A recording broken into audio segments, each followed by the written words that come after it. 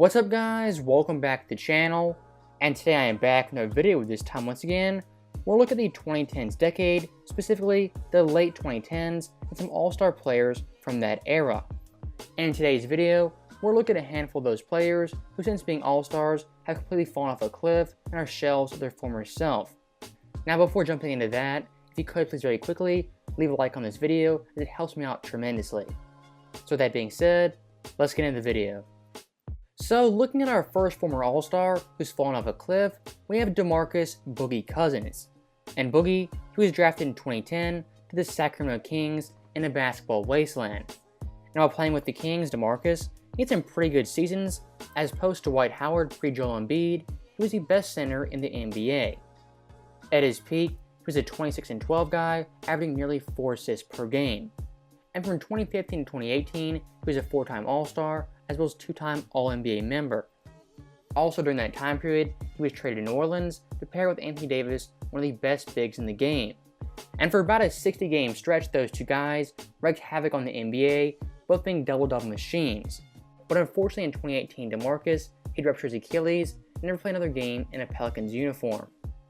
After that in 2019, he tore his quad, and in 2020, his ACL. And since those devastating injuries, he's played in Houston, LA, Milwaukee, as well as Denver. In total, playing less than 70 games, only averaging 9 points and 6 boards. His best year overall post-ACL, I would say, was in LA, playing for the Clippers, as during the Western Conference Finals run, he averaged 8 points per game on 45% shooting, including 40% from 3. Unfortunately for DeMarcus since then, he's also been in Milwaukee as well as Denver, and his time with the Nuggets has been pretty uneventful, only averaging 6 points per game on 29% shooting. So when looking at Boogie Cousins, since 2018 he was an all-star, his NBA career has been pretty uneventful due to some big-time devastating injuries. At his peak, he was the best center in the NBA, and now he's a backup, only playing 10 minutes per game. Now next up, we have John Wall, a former teammate of DeMarcus Cousins.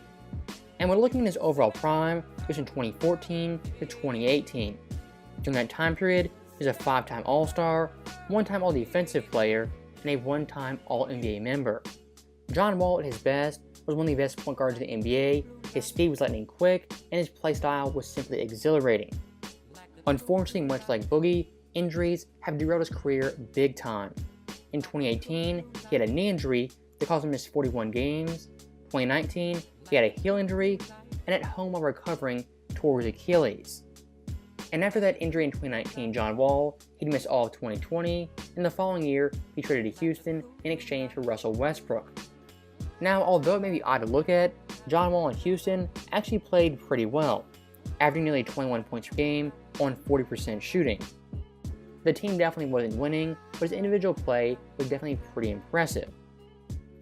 Now once again, a pretty bad turn of fate for John Wall. The Houston Rockets are simply tanking and not looking to win games. And so far in 2022, he hasn't been traded and hasn't played a single second in a Rockets uniform. So we're looking at John Wall's NBA career. It's not really over yet, but so far in Houston, it's been disastrous, with the team paying him to sit out games. Now sticking with the point guards, next up, we're the king of the fourth quarter, that being Isaiah Thomas. And when looking at his NBA career so far, it's been an absolute roller coaster. In Sacramento, he was the last pick, they didn't re-sign him, he was traded. In Phoenix, he played really well, was still traded, and in Boston, had his best years, but still was ultimately traded. And looking back at 2017, Isaiah Thomas, that year, had one of the best seasons I've ever seen. As a 5'9" guard, this guy averaged 28.9 points per game on 46% shooting. And for Boston, he was a one-man wrecking crew and their only solid option when it came to scoring the basketball. And since then, it's been a big-time drop-off, mainly due to injuries. As in 2017, he had a devastating hip injury that he played through in the playoffs for the Celtics team. And since that playoff run, he's played in Cleveland, LA, Denver, Washington, the Pelicans, LA again, and then Dallas. And in total over the last 4 years, he's played only 60 games. Isaiah Thomas since 2018, for whatever reason, he hasn't gotten a real shot to show what he can do. He's had moments, but no team's really given the keys to their offense, allowed him to be IT that he was in Boston. And stats-wise, looking at IT before the hip injury versus after, it's a pretty stark comparison. His points are down, assists, rebounds, field goal percentage, three-point percentage, as well as free throw percentage. And currently in 2022, this year, he's only played 5 games, having 4 in Los Angeles and 1 in Dallas. In total, only averaging 9 points per game on 32, 20, and 73 splits. Now, sticking with a former Boston point guard, next up, we have Kemba Walker.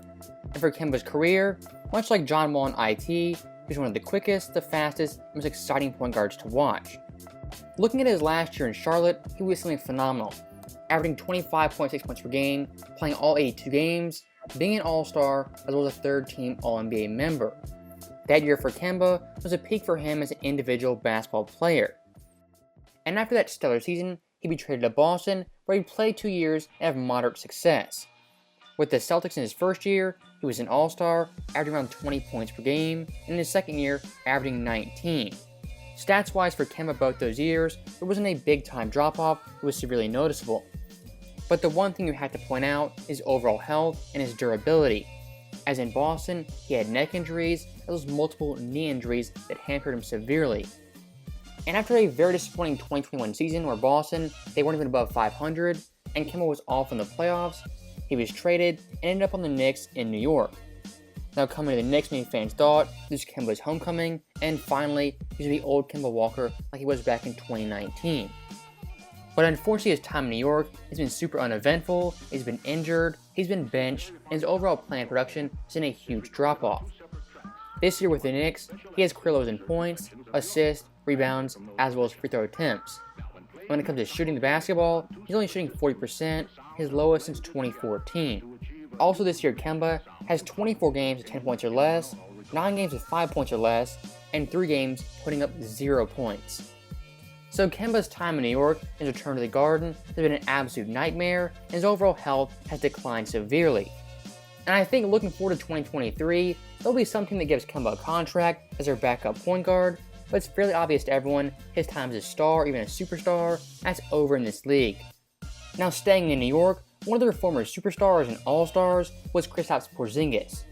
Coming into the draft in 2016, Knicks fans, they booed him, but by 2018, they were absolutely in love with him. And looking at that 2018 season, he averaged 22.7 points per game, 6.6 boards, 2.4 assists on 44% shooting. That year he was an all-star and potentially the franchise player for the Knicks going forward. But like with most of these players, Kristaps had a big-time injury, that being his ACL late in the 2018 season. He missed all of 2019, and the following year he traded to Dallas to pair with Luka Doncic. And going into Dallas, many fans thought this Luka-Porzingis duo would be one of the best duos in the West for years to come. But unfortunately, his time in Dallas, he's been banged up, he's missed numerous games, and he's simply never healthy and a reliable teammate for Luka Doncic. And think back to 2018, we had actual NBA superstars calling KP a unicorn and a future GOAT of the NBA.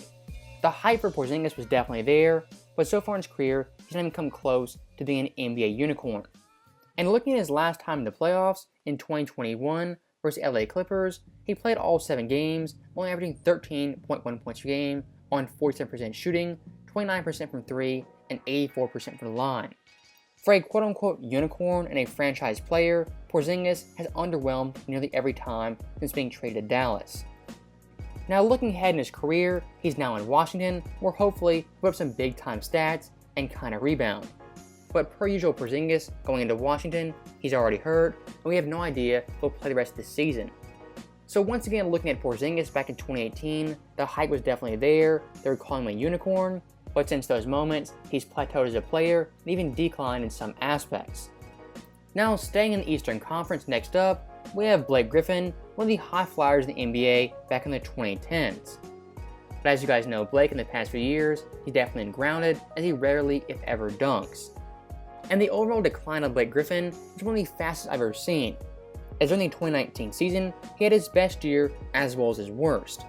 As stats-wise, he put up 24.5 points per game, 7.5 boards, 5.4 assists on 46, 36, and 75 splits. Stats-wise, one of Blake's best seasons of his career.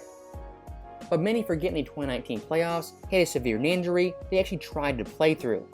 Watching that series was painful, as Blake Griffin clearly was playing on one leg. In the following year in 2020, he only played 18 games, averaging 15 points, down nearly 10 from last year, 4.7 boards, 3.3 assists, on 35% shooting from the field, and 24% from 3.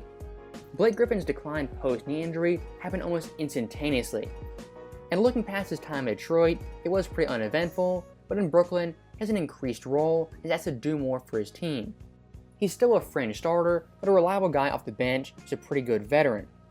Looking at his time in Brooklyn, averaging 9 points per game on 42% shooting and 30% from 3.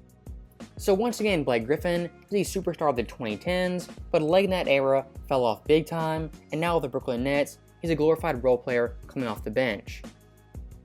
So that right there is the end of the video. That was a couple NBA stars who have fallen off in the past few years. As always, thank you guys for watching, hope you enjoyed it. I'll see you guys next time.